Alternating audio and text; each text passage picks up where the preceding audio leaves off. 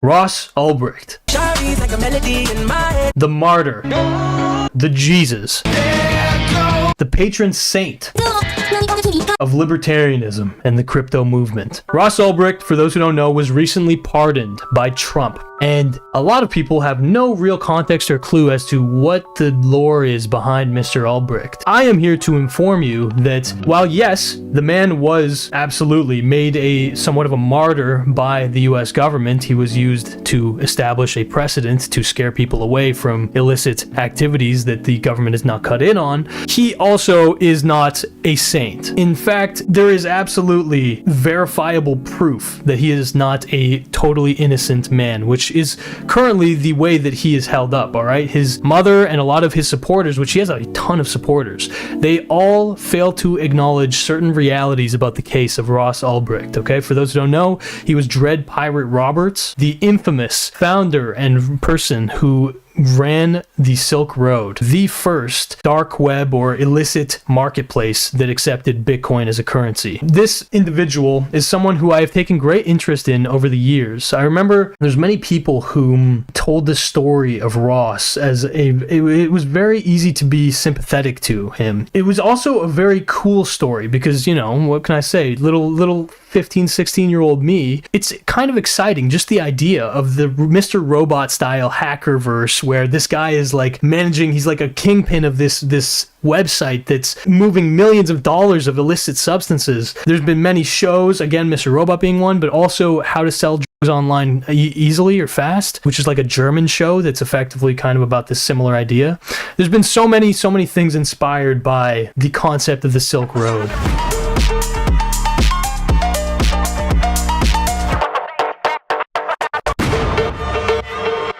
And so, before I completely pop the illusion, I do want to give you the proper update, which is that our boy, Ross Ulbricht, has been officially pardoned, okay? I just called the mother of Ross, William Ulbricht. Did Trump misspell it, or is that the correct? I don't know. Anyway, to let her know that in honor of her and the libertarian movement, which supported me so strongly, it was my pleasure to have him sign a full and unconditional pardon of her son, Ross. The scum that worked to convict him were some of the same lunatics who were involved in the modern-day weaponization of government against me. He was given 2 life sentences plus 40 years. Ridiculous. And so this was a promise that Trump was making. I actually did not think that he would go through with it, personally. But obviously it's not a great cost to Trump to do this, and he definitely just secured his support among libertarians for doing this, even though Trump is absolutely not a libertarian in any philosophic true sense. That's probably a good thing, because especially when it comes to financial libertarians, they are, let's just say, a little bit misguided, okay? And I'll break that down soon, but here is the first picture that came out of our boy Ross after he was pardoned. 11 years he spent in prison, which is a substantial amount of time. Okay, I think he was like 30, now he's probably early 40s. He's got his beautiful little plant. This is a very wholesome moment, I can't lie. I do get it. I do understand why people feel sympathy for the guy. This is his first statement, which we do not need to watch too much, I don't think, but I think it's worth, you know, getting a little feel. He's basically doing what is the most rational thing, which is expressing immense thank you to Trump, because let's be clear, him being freed was completely at the discretion of Trump. So here we go. Donald Trump granted me a full pardon. I was doing life without parole, and I was locked up for more than 11 years. But he let me out. I'm a free man now. So let it be known that Donald Trump is a man of his word. And the rest is basically just saying, like, you know, he's got to adjust. He's going to probably be back after he has some time to rest. Okay, he's thanking a lot of his supporters and the people who have helped him get to this point, which this is a pretty impressive point. I can't cap. Now, a lot of people on Twitter have been glazing him and providing puff pieces effectively. This guy, who's just blatantly pretty much lying, Ross Ulbricht didn't sell drugs. He built an anonymous, free, and open platform on Tor called Silk Road. Silk Road sold apparel, art, books, collectibles, computer equipment, etc., etc. And yes, drugs, so you already contradicted yourself. But according to friends who used it, Silk Road was arguably the safest way to get drugs ever sold. Okay. There's arguments here that could be made, sure, but at the same time, like, yes, he was selling drugs. drugs. Like, that is the avenue. You know, he was running effectively the Amazon of the drug trade at that time. Now, I do want to pop the bubble officially, okay? The first time that the popular narrative about Mr. Ulbricht was truly squashed or countered in my head was through a peer of mine's, Barely Sociable, his video documenting a specific case in relation to Dread Pirate Roberts or Ross Ulbricht, dealing with some drug manufacturers effectively, okay? So basically, Barely Sociable made this legendary video. This is, I will not cap with you guys, okay? I know it sounds like this is blatant glazing, which it just is, but this is one of the most exciting YouTube videos I have ever personally watched. Like, while I was watching this, I was absolutely engrossed because he is effectively retelling a conversation or a exchange of messages from Dread Pirate Roberts, okay, Ulbricht, where it was basically assumed that there was like a compromising scenario. There was a seller on the market basically who pulled an exit scam, and one of the alleged suppliers of that seller basically was like, yo, this guy just exit scammed and I'm out like 500K, okay, and the mafia is gonna kill me. That guy was then threatening to release a fuckload of user data about the Silk Road and about the customers, and so that guy was trying to extort effectively $500,000 worth in Bitcoin. Okay, we're talking in 2013. That would be a lot of money. Basically, this guy was trying to extort Pirate Roberts, and it's fascinating to see the exchanges between these people. But here's the long and short of it, okay? It is documented, provable, through transaction history that is publicly available on the Bitcoin ledger, publicly verifiable. This is not speculation, that Ross Ulbricht tried to have at least, I believe it's 5 people killed, hired hitmen to try and kill 5 people. Now, all of this is all to say, after a large amount of tension and a lot of navigating by the owner of the Silk Road to try and prevent this guy from leaking a bunch of user data, Mr. Ulbricht managed to get in contact, he thought, with the mafia members who that initial guy who was trying to extort him owed money to. Okay, so he basically was trying to cut out the middleman and get a better deal for himself to have that mafia entity distributing on the Silk Road. And because that other guy who was trying to extort him was such a liability, he asked this mafia group about killing him. And so here's the proof. In my eyes, Friendly Chemist is a lie. So Friendly Chemist is the guy who is trying to extort Ross Ulbricht because he basically said, bro, I got scammed and I owe money. If I don't get my money, I'm going to die. But I have a lot of your client's information that I can use as collateral. And so if you don't send me the money, I'm going to release that information because if I don't get that money, I will die. All right, this is Dread Pirate Roberts basically coming back and being like, yo, this guy, Friendly Chemist, who's trying to extort him, what are my options in terms of killing him? And I wouldn't mind if he was executed, but then you'd be out 700K. I'm not sure how much you already know about the guy, but I have the following info and I'm waiting on getting his address. Blake Krokoff lives in an apartment near White Rock Beach City, White Rock, Province, British Columbia, has a wife and 3 kids. Let me know if it would be helpful to have his full address.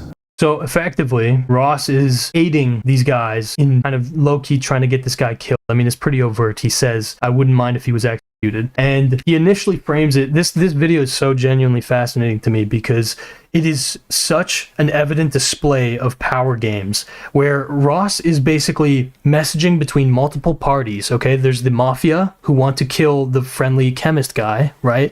Because he owes money effectively, right? And then there is, there's so many characters. There's the guy who exit scammed, who apparently was already killed. And there is another party, I believe, who, there's like so many elements to this basically. And Ross is messaging one guy one thing and he's trying to basically gain advantage at every corner. He like leveraged one of the guys to get the information here. You see that this guy's like 34 years old, he has a wife, 3 kids, lives in British Columbia, all this shit, and then he instantly uses that information to send it to the mafia that he owes money to as a way to try and low-key encourage them to kill him. But he frames it as like, I wouldn't mind if he died, but in reality it would actually be greatly advantageous if he died. And so as the dialogue progresses, okay, our boy Barely Sociable basically shows eventually Mr. Ulbricht gets so desperate that he actively commissions and really makes it overt that he wants this guy to die. So since Friendly Chemist's partner, or Lucy Drop's old partner, is now taken out, Friendly Chemist is starting to get panicked. On Yeah, so the guy who did the scam, who like basically screwed this guy over, gets killed, and Friendly Chemist is freaking out, and he basically is like providing an ultimatum. March 29th at 10:23 a.m., Friendly Chemist would reach out once more after a long hiatus. You leave me no choice. I want 500k USD in 72 hours or I'm going to post all the info I have. I can't go back to my home. I had to move my kids and my wife somewhere and I need the money so I can move my family and start a new life. I hate to do this, but I need the money or I'm going to release it all. Over 5,000 user details and about 24 vendor identities. What's it going to be? At 3:54 that same day, DPR would respond and say, "Don't do anything foolish. The people that you owe money have caught up to Zin and have reclaimed their loss. I spoke and..." So Dread Pirate Roberts is basically trying to talk this guy out of leaking all this information. Okay, he's basically, the whole thing is that it seems clear that the Ross guy does not want to negotiate with terrorists. Okay, he does not want to provide him any kind of money or extortion money or whatever. And look, there's a large degree as to why that would be rational, because it's like, well, what's stopping this guy from just demanding more and more and more money, right? But you'll see that it reaches quite a fever pitch. Calm them down. They're likely going to be becoming vendors here on SR. Now you can calm down too. Go back to your normal life and don't get involved with any of this stuff anymore. At 7:43 p.m., Friendly Chemist would then come back and say, "You don't think I know what they did to Zin? You think I just go on with my life?" Yeah, so Zin being the guy who did the initial scam, who put this guy in a bad circumstance, that Zin guy was killed by the mafia. "You don't know these people. I owed them money and I ran away from them. It's over for me. I need that money to start over somewhere else with my family. I need it. I don't want to do this, but you still don't give me another choice. They're still telling me that I have to meet them, and I don't know what will happen. I can't let that happen. Even if they say it's okay, I know they will do the same thing to me. They say everything is okay, but I know what they will do. 63 hours. Please, don't force me to post everything. 500k is nothing to you, but it's life and death for me. They told me I have a free pass and that they dealt with it with Zin, but I know that they are doing that to make me think it's okay, and then they're gonna get me. That's how these people operate." At 10:47 p.m., he would respond to Friendly Chemist once more and say, "Do me a favor. Make it 96 hours. I will get back to you on Monday. I want to work this out, but I have big plans for this weekend, and I don't want to have to deal with this." So Ross basically tells the guy, yo, give me more time. I can make this work. And what does he do with this excellent editing by Barely Sociable? The moon turns red. March 29th, 2013, 10:55 p.m. "Hello again, Red and White. I hate to come with you with a problem when we're..." Red and White is the representative of the mafia, okay? And this is Ross Ulbricht basically making the official call that he wants this guy dead. "We're just starting to get to know one another, but Blake, Friendly Chemist, is causing me problems. Are you still looking for him, or now, or have you found Zin? Have you given up? I'd like to put a bounty on his head, if it's not too much trouble for you. What would be an adequate amount to motivate you to find him? Necessities like this do happen from time to time for a person in my position. I have others I can turn to, but it's always good to have options, and you are close to the case right now. Hopefully this is something you are open to, and can be another aspect of our business relationship. Regards, Dread Pirate Roberts." March 30th. And there we go. He basically gets a response, and the mafia representative basically says, I mean, yeah, it's kind of inconvenient for us to do this. We'll do it, but it'll cost you like 200k if you want it clean, or maybe like 150k if you don't want it clean. But basically, it's clear that there's the option to kill this guy, and the price negotiation is interesting because it's so elaborate, and I'll tell you, there's a plot twist here, okay? And look, for the record, this is a video absolutely worth watching. I think it's very entertaining, but I will give you the TLDR, which is not all is as it seems, okay? Dread Pirate Roberts certainly thinks that he's interacting with real people, but is he? But he's threatening to expose the identities of thousands of my clients that he was able to acquire by working with Zin if I don't pay him off. As you don't take kindly to thieves, this kind of behavior is unforgivable to me, especially here on Silk Road. Anonymity is sacrosanct. It doesn't have to be clean, and I don't think there are any funds to be retrieved. Red and White gets back to him and says, "Price for clean is 300k USD. Price for non-clean, 150k to 200k, depending on how you want it done. These prices pay for 2 professional hitters, including their travel expenses and the work they put in. We can use our out-of-town hitters if you want as well, but I would not suggest them because they come with an extra cost and you don't seem to care about how he's taken care of. When would you like this done?" On March 31st, 2013 at 8:59 p.m., DPR writes, Don't want to be a pain here, but the prices seem high. Not long ago I had a clean hit done for 80K. Are the prices you quoted the best you can do? I'd like this done ASAP, as he's talking about releasing the info on Monday. Now, what's interesting here is that 80K he's referencing for another hit is actually true. For that hit, however, that was set up by the FBI, and they essentially got one of the admins of the site to middleman a deal, and in his cooperation with the FBI, they faked his own death and torture and sent the photos back to... So, Barely Sociable reveals right here, and Ross Ulbricht himself basically reveals he had actually completed a hit prior, okay?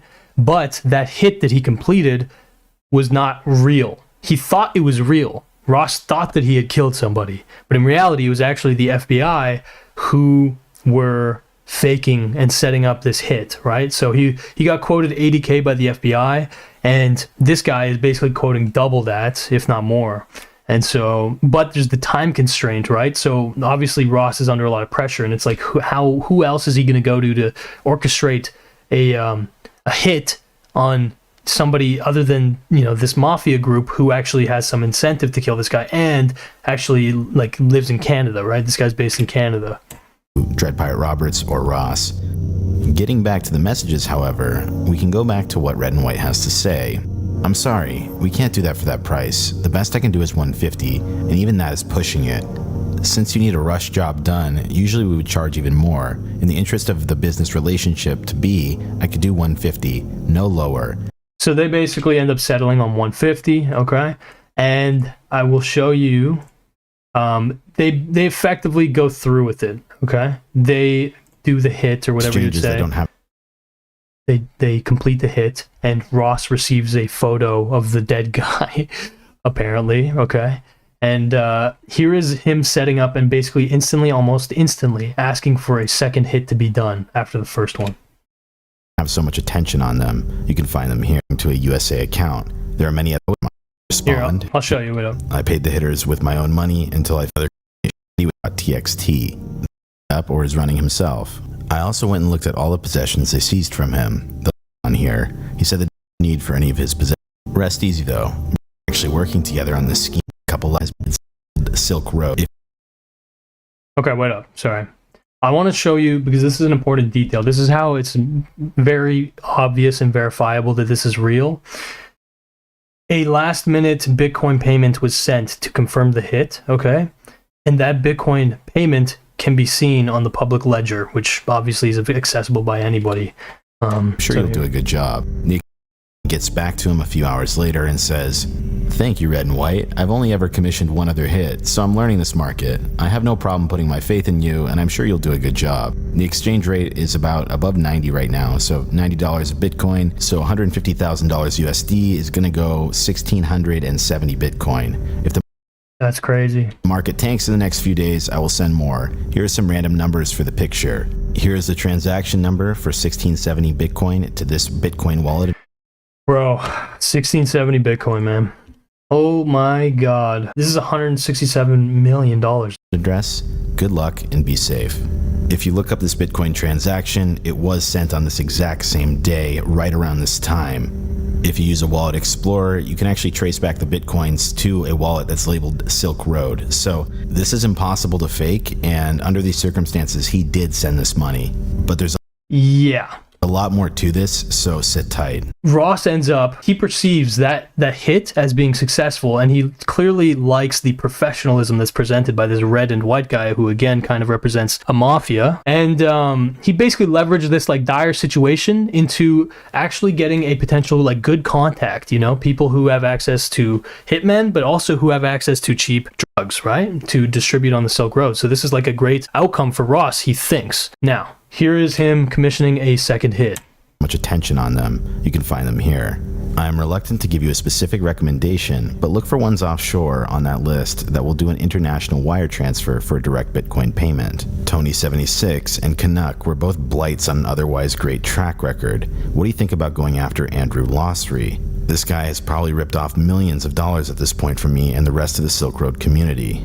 Here we see that Dread Pirate Roberts wants to take out anyone who's wronged him at this point. At this point, it's not even in self-preservation. He's just trying to grow the Silk Road and build an empire. On April 5th, 2013 at 4:40 a.m., Red and White would write the following. I've sent the file. I had to make sure I did the information removal properly before I sent it, so that I did not send GPS information with the picture in case it was intercepted. Yeah, so basically this guy sent a confirmation picture that a guy was actually killed. Ross wants more information about this. This guy asks, did you get the picture? Okay, and Ross says, I've received the picture and deleted it. Thank you again for your swift action. And I would like to go after Andrew, though it is important to make sure he is who Blake says he is. I'd rather miss the chance to take him out than hit an innocent person. So of course there is absolutely like an element of, you could say, morality shining through here, but the dominant morality here is the morality of power, the will to power, okay?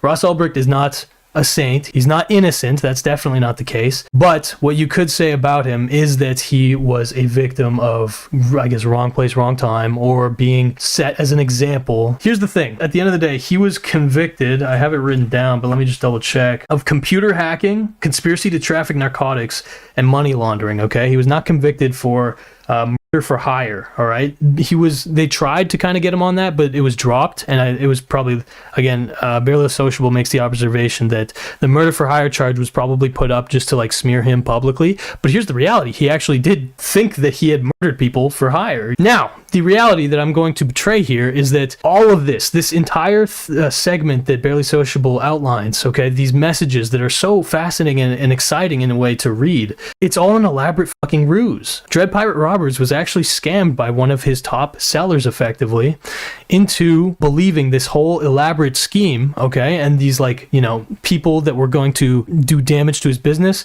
and in reality none of that was likely to be the case, and the scammer managed to get, I think it was almost like $1 million worth in Bitcoin at that time. Apparently that guy was caught years later. I think he is from British Columbia, but I might be mistaken. I do want to show Barely Sociable's conclusion 5 years ago, and then we'll have him, you know, say his piece the current day. The more I looked into this topic, the more I realized that this organization is in straight up denial. Yeah, so this is the organization basically to free Ross Ulbricht, because there's a whole kind of ecosystem behind him that's trying to basically poise him as a martyr for a free and open economy, you know, a martyr for libertarianism. Of what Ross actually did. You guys do not believe that Ross, that he saw this through, that he was responsible for more than kind of the creation of Silk Road?